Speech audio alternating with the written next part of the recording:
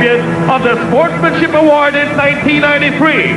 Currently the San Miguel Bears team manager, standing at 6'2", number 9, Tom Skywalker, Samboy Lim! A highly anticipated exhibition game in the evening of May 28, 2005, billed as PBA's greatest game. Pinagsama-sama ang legends ng Philippine basketball sa iba't ibang dekada para pasahin ang mga basketball fans sa bansa.